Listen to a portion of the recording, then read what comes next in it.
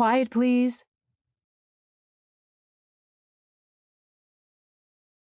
Quiet, please.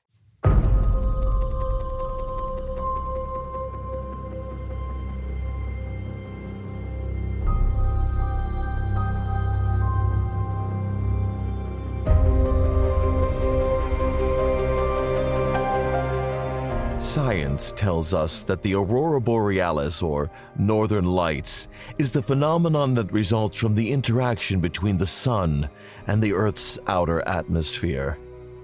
But what if the northern lights are more than solar winds and magnetic fields? What if the light in the sky is actually a locked door? And what happens when a scientist and her lab assistant unknowingly turn the key? Foley Mara Studios presents Quiet Please, which is written by Willis Cooper and directed by Chuck and Megan Mara. Quiet Please for today is called Northern Lights. This is a story about the temporal displacement of mass. It is also a story about teleportation. Do you know what those terms mean? No, I didn't think you did, but you stay right where you are, my charming friend, and you're quite likely to find out. You just stay right there and listen. I'll tell you everything you want to know, and maybe a couple of things you're not terribly anxious to know. Ever see the northern lights? Aurora Borealis is their right name. You don't see them very often below the 50th parallel of latitude in this country. But up in northern Minnesota and Canada, upper New York, places like that, they're quite common of a winter night. If you've seen them, you know what they look like. If you haven't, there's no use in my trying to describe them. Sometimes they fill the whole northern sky with waves of color, like a fire burning way beyond the horizon. Sometimes they're just long streamers of fire filling up the whole sky. And another time, they look like gigantic fringed curtains of pure light, swaying as if some cold cosmic breeze plucked at them, way far off there to the north. And you can hear them too. Sometimes. Well, maybe not exactly hear them, but there's a sound, a humming, a crackling somewhere inside your head. And there are times when you'd swear it's a voice talking to you, talking in some kind of strange language you can almost understand, filling your whole being with a kind of desperate, inescapable terror. Do you know what I mean? At night, in the cold night, voices talking and saying things to you that you can almost understand, filling the night sky with signs and portents of inescapable terror. And nobody in the whole world knows what they are. Nobody in this world, at least. Except me. And after I get done talking to you, you'll know too. And you won't be happy. Let me show you something now.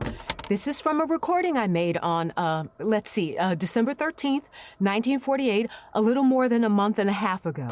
I started the recorder while Norman and I were just about finished with our work that afternoon, here in the laboratory. I just set the microphone on top of the file cabinet there, turned on the machine. Listen, I'm gonna play it back for you.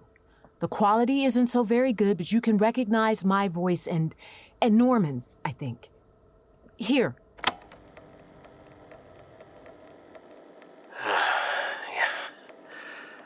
Got the coil rewound now, I guess. Did you test it? How can I test it when I just said I got it rewound? Well, hurry up. It's almost 6 o'clock. Oh. Well, it's dark out. I didn't realize the time. Hurry up. All right. The display tonight, do you suppose? How do I know? Been a display the last 3 nights. It was a dinger last night, wasn't it? Yes, but the machine wasn't ready. Hey, listen now. If you think you can do better than I can, ow! What's the matter? I stuck my finger. Where'd you put the copper sulfate? Oh, up above the sink. Huh? Oh, I got it. What are you doing? Testing the coil. How is it? It looks okay. Hey, wait a minute. Yeah, it's okay. I'll be right with you. Hook it up. What are you gonna send? Try my cigarette lighter. It won't work anyway. I won't miss it if we don't get it back. I don't know how the thing will work when the northern lights aren't shining. Maybe they are shining. Turn off the room light. Let's see. All right. It's pretty early. What's the matter? Hey, look. Out early tonight. Oh, boy, that's fine. Oh, the whole sky. Look, blue and yellow. Say, I never saw those long fringes before. Never the same. Oh, say, did you turn on the recorder? Yeah. Yeah, it's turning over. Let's see. Now is the time for all good men to come to the aid of their party. Leave it alone. You about ready now? Yeah, it's funny about the Aurora. Northern Lights? What's funny? Listen to this part closely, friend. Remember what I told you. I don't know. You can almost hear the darn things. I mean, not hear them. I mean, it's like, kind of like somebody talking to you in a language you can almost understand. I don't know. Did you ever notice it? Sure. At high frequencies, I guess. Or something. Awful lot we don't understand. Look, you go over there to the recorder and talk into the mic. Talk what? Well, just describe what happens for the record. I am no announcer. I know you're not, but just say what you see so we'll have an accurate record. Okay. Now? Go ahead. This is an experiment in the temporal displacement of a solid object. In other words, the first actual demonstration of a time machine. If it works. It'll work all right. Go on. Paula is now placing her old, beat-up cigarette lighter on the stage of the hypercucambulator, and she is now fitting the micrometer to determine how far into the future she's going to send the lighter. Well, how far, Paula? 10 seconds. 10 seconds. Now, at the end of that time, if our calculations are correct, and we hope they are, the cigarette lighter will reappear. In that period of time, it will have been into the future. I mean, we could send it farther into the future if we wanted to, I guess, but we would have to wait that much longer for time to catch up with it and to make it reappear. But 10 seconds, I mean, we can prove our point by sending it 10 seconds into the future just as well as 10 years ahead. And this way, we don't have to wait so long. How am I doing, Paula? Hey, go into your commercial. When Paula presses the little button, the cigarette lighter will turn to nothing.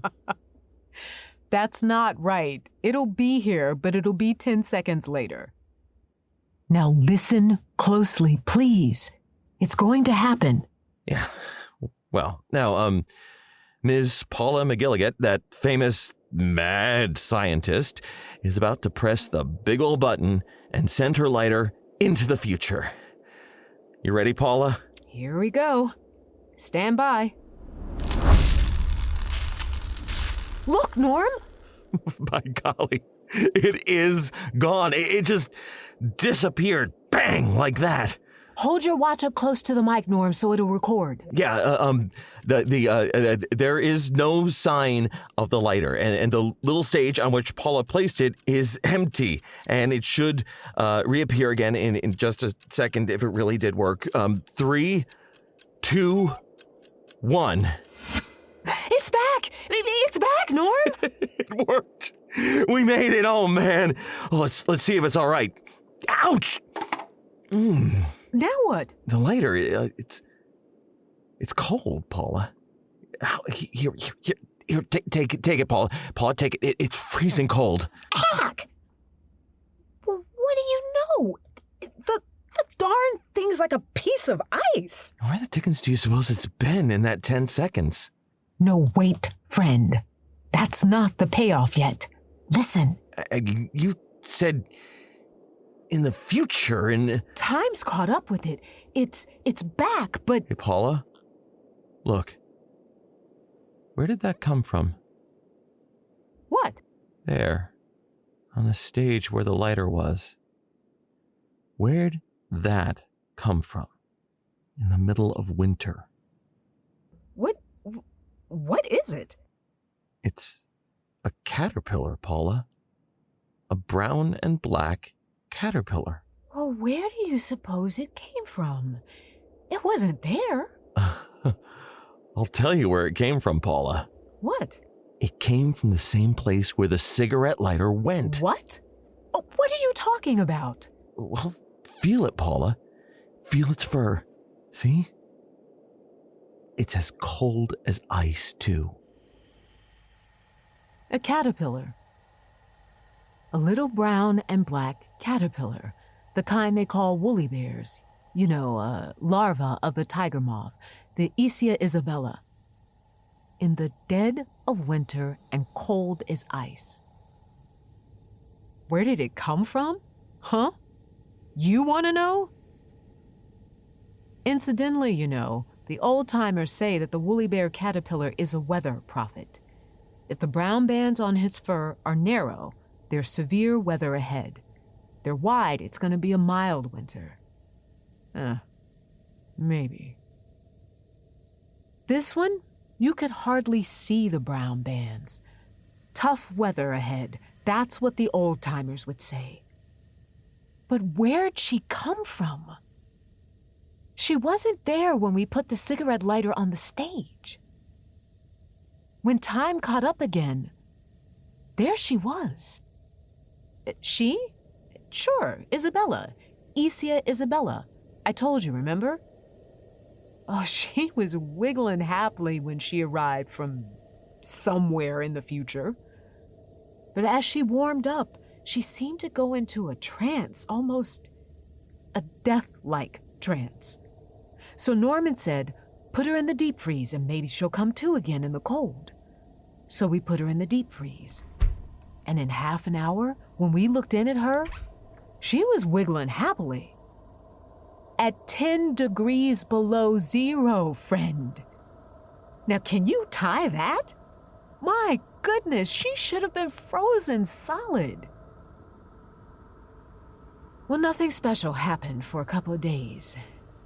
That, you remember, was a month and a half ago, December 13th, 1948. Where were you on the night of December 18th? A Saturday night, a week before Christmas? I'd been Christmas shopping in the afternoon, I remember. I came back to the laboratory to check up on some stuff. Norman was there, fiddling with things. Hi, Norm, I said. How's Isabella? You know something funny, Paula? What's the matter with you? Who, me? You look so pale. You sick? Eat something disagreed with you? Paula, Isabel's singing. Singing what? Isabella singing? Why, you're Dottie. She's singing. The caterpillar's singing. Not tap dancing, I hope. I'm not kidding you. Ah, cut it out. Open the deep freeze and listen. You been at the C2H5OH? I haven't had a drink since Thursday night. Well, now what? Open the deep freeze and listen. No kidding? No kidding. Well, we don't know where she came from. I won't be surprised at anything. Hello, Isabella. Hey, don't do that. What's the matter? You afraid she'll answer me back? Well, I don't know what. Hello, Isabella. I hear you're singing. I told you, Paula. Shh, shh. I don't hear anything. Now listen, Paula. I haven't lost my buttons. I've been hearing it all afternoon. I couldn't figure out what was doing it. And then I noticed it was louder alongside the deep freeze here. So I opened it up and stuck my head inside. And it was coming from her. Huh. What did it sound like, Norm? I don't know. Only it was kind of like, A-E-I. A-E-I? Didn't she say A-E-I-O-U and sometimes W and Y? Now, don't rib me. I tell ya, I heard it. I think you'd better take a Christmas vacation, Norm. I am not. I know, kid, I know, but listen. We've been playing around with some pretty deep cosmic secrets, you and me. We've managed temporal displacement, which nobody in the world has ever done, see? Maybe we both need a rest. You know what I think, Paula? What? I think we've managed teleportation too, and we don't know it. Teleportation? You mean like Charles Fort talks about? I mean transporting tangible objects from one place to another without any mechanical means. Electronically? I don't know, Paula. All I know is that cigarette lighter was someplace where it was awful cold, and it wasn't cold here in this room. Whoa. And where did that caterpillar come from? I don't know. It came from wherever that cigarette lighter went, Paula. But where? I don't know. Somewhere. And you know what? I'm going to find out where it came from. You are? And how, may I ask you? I am going to modify this gadget of ours, this hypercucambulator, so that it'll carry a man. And then, my dear boss, I'm going to sit down in it and have you send me out there somewhere in time and space and come back and tell you all about it. That's all for tonight, bud. What? Come on. I'll take you out and buy you a drink. I am not fooling, Paula. Okay. You're not fooling, Norm. Get your hat and coat and come on. I prescribe hot buttered rum. Now, Turn off the lights. will you listen to me for a minute? Turn off the lights. I want hot buttered rum. Okay. Gosh, look out of that window. The northern lights. Oh, they're really bright tonight. They sure are. Look how they pulse. Up, down, up, down, Norm, up. What? look at the deep freeze there in the dark. What about it? You see it? Light, Paula. Light, it's the... I see it, Norm. It's right in step with the northern light. And the same colors. Red, blue, up, down, Coming from the deep freeze where our little friend Isabella was singing to you. Now, what do you... Hey, Paula, listen. I don't... Listen.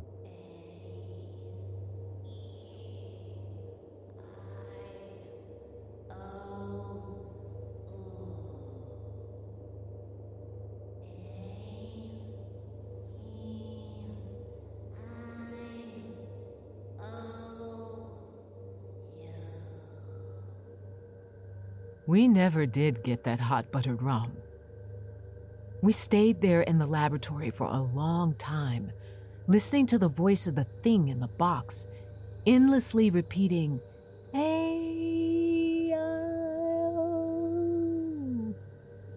The vowel sounds of our speech, and watching the light that pulsed up from the deep freeze in perfect rhythm with the flickering of the northern lights we watched.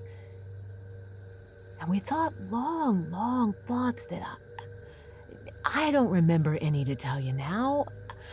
I do know we, both of us, thought of ways to perfect our little mechanism. Our time machine. Our machine that brought back a little cold brown and black caterpillar from somewhere. And when it was morning and the lights had faded from the northern skies, found that our machine was very different. The stage where we found the caterpillar was larger now. I had only a vague recollection of what had happened in the night. I said to Norman, I said, what did we do last night? I don't know for sure, Paula. Did we rebuild that thing? Make it larger? I don't know. I don't. Well, I mean, I think I dreamed I was working on it. I think I hit my finger with a hammer. Let's see. Huh. That's all bruised. Certainly looks it. Nobody could have gotten in here. The door's locked. The machine's certainly different. This coil I fixed. Look, it's rewound. Did I do that? My head hurts. Yeah, mine too. I don't get it. I don't either. I wish I could. Listen, Norm, What? maybe we did change it. But well, how could we have done all that by ourselves? I got an idea. What? Why, maybe Isabella helped us? The caterpillar? Ah. Let's see. Shall we? Open the deep freeze. Oh. I opened it. It was empty. There wasn't any brown and black caterpillar in the deep freeze. We took a flashlight and looked over every inch of it. We stood there and looked at each other for a whole minute. Norman said, "Well," I just shook my head. We went over and sat down. All of a sudden, I said, "I found her, Norman." And there she was. There was little Isabella the caterpillar crumpled up stone dead on the floor of a laboratory. And you know, caterpillars have little tiny paws. In one of Isabella's paws was the end of a long piece of wire that ran up to the generator coil. How did she get out? I said, the thing couldn't be opened from the inside. I said it was fastened down tight when I took the lid off just now. But she did get out. Maybe. Maybe she did help us, Norm, I said. He just sat there and stared at me. And I got up and put on my overcoat. Where you going? Where you going, Paula? I said, I'm going to find out something, Norman. Where I'm going, it's cold, I said. I know that, and I'm going to find out what's been going on and where that caterpillar came from. Norm goggled at me. I stepped on the stage of the machine that was to take me away somewhere in time and space. I said, Norm, turn it on. Well, he reached over and touched the switch. He didn't say a word, and I braced myself. I nodded at him. Go ahead, I said, and he pressed the switch. Nothing happened at all. Nothing. Why? I know, Paula. I know. It's daylight, and there aren't any northern lights. Well, it was just as well. I had a chance to think about it a little, and I realized that just an overcoat wouldn't do me any good where I might be going. And so when it was dark night again, and the northern lights were flickering and dancing in the sky, I put on a high-altitude aviator suit that had its own source of heat supply. Norman shook his head as I got back on the stage, nodded for him to press the switch.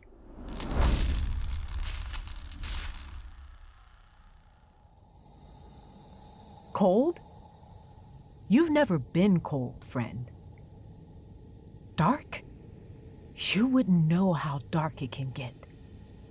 And I was standing on an immense plain that stretched so far into the distance. The plain was snow and eternal ice. A dead, cold, white world with the blackest sky above me. and the northern lights reached from horizon to horizon. Even through the high-altitude suit, I could feel the biting cold, and I was afraid, shivering, abjectly afraid. The streamers of the northern lights reached down toward me and wrapped about me. I heard the sound of voices screaming into my mind.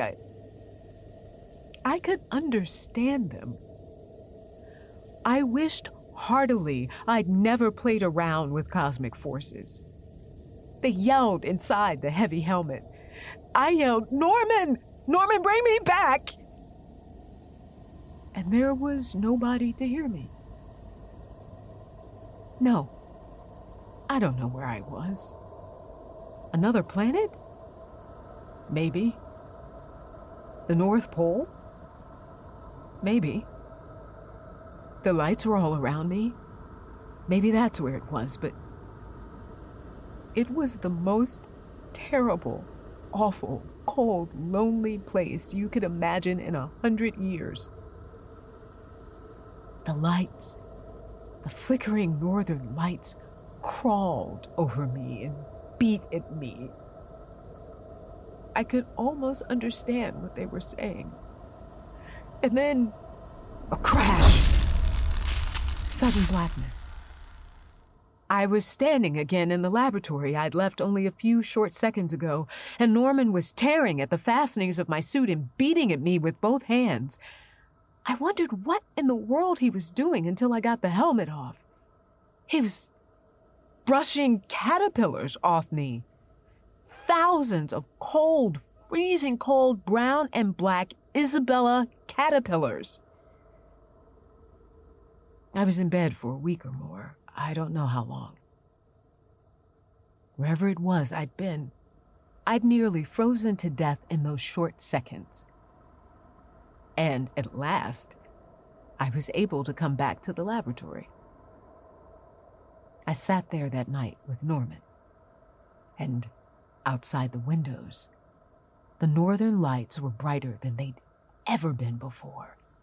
Purple, green, yellow, black lights even. And there was a new rhythm tonight. A kind of code. Almost words, thoughts. Not quite formed and yet curiously disturbing. Norman, though, didn't seem to be as disturbed as I was. He just sat quietly and looked at me. Where'd those caterpillars come from, Paula? I don't know. Where I was, that's all I know. Did they attack you, or? I don't know. They came from the lights. The lights? The northern lights. Where are they, Norm? The caterpillars? Yes. Where are they? In the deep freeze where Isabella was. Poor Isabella. What's the matter with you, Paula? I'm listening. Listening to what?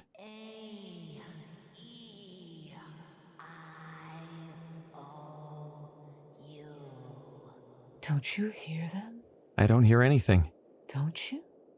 I don't hear anything. Then listen.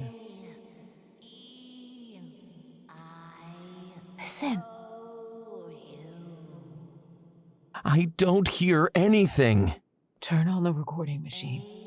I want to see if we can pick up their voices. There isn't anything, Paula. Turn it on! Turn it on! I want a recording, quick! Quick, Norman! They're talking to us.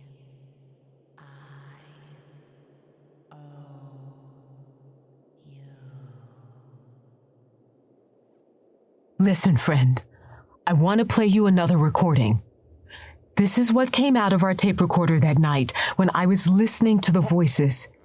And Norman couldn't hear anything. Just listen. I still don't hear anything, Paula. Be still. Listen. I tell you, Listen!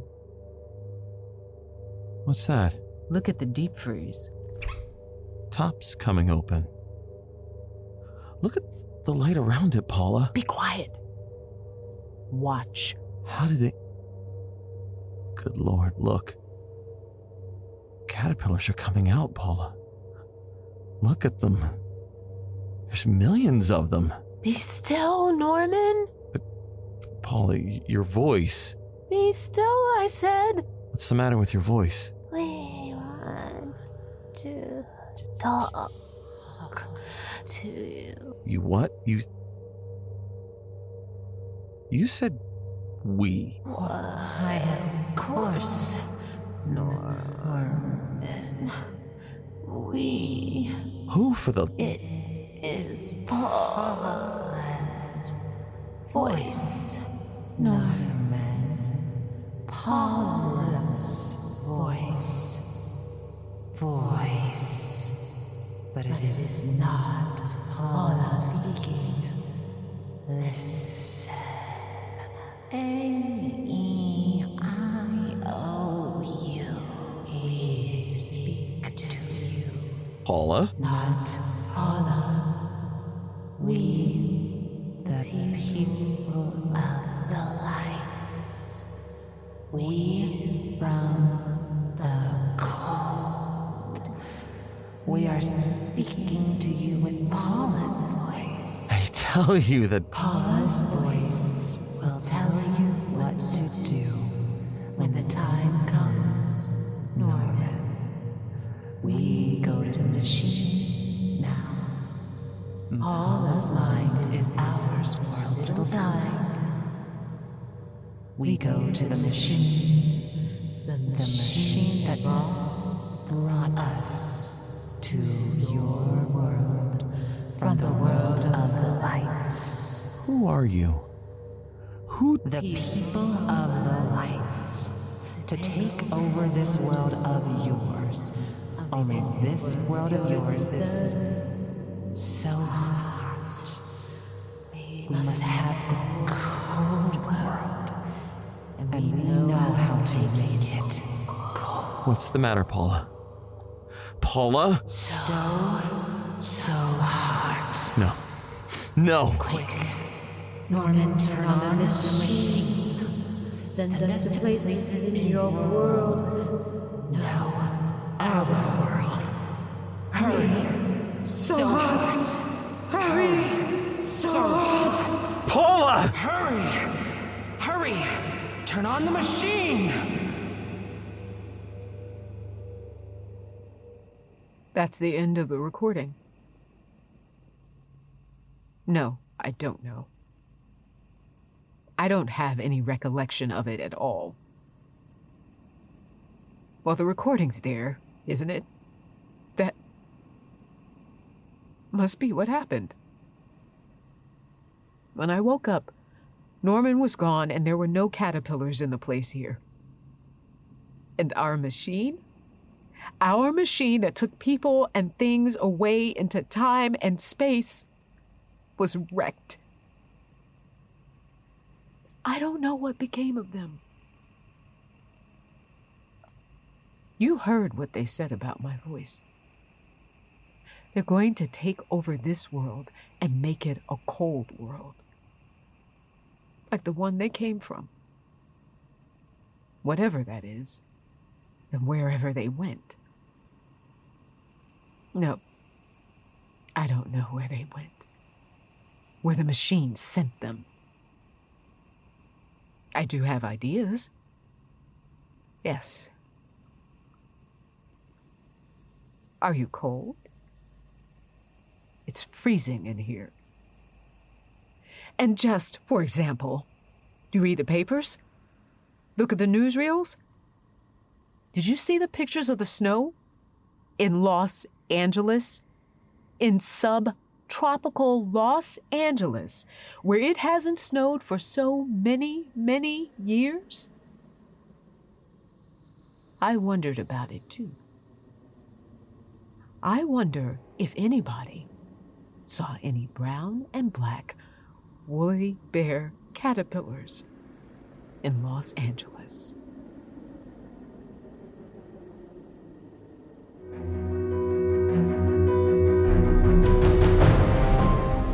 The title of today's Quiet Please story is Northern Lights. It was written by Willis Cooper and directed by Chuck and Megan Mara. As a note, in 1948, the record snowfall in Los Angeles for 1 month was 0.3 inches. On January 10 to 11, 1949, the snowfall in Los Angeles was 0.3 inches over 24 hours. This episode originally aired on January 30, 1949. Paula, the person who spoke to you, was played by Inger Tudor. The laboratory assistant, Norman, was played by Todd Gajdusek.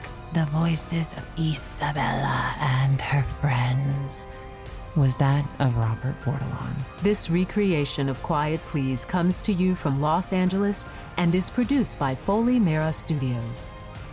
And so until next week at the same time, I am quietly yours, Inger Tudor.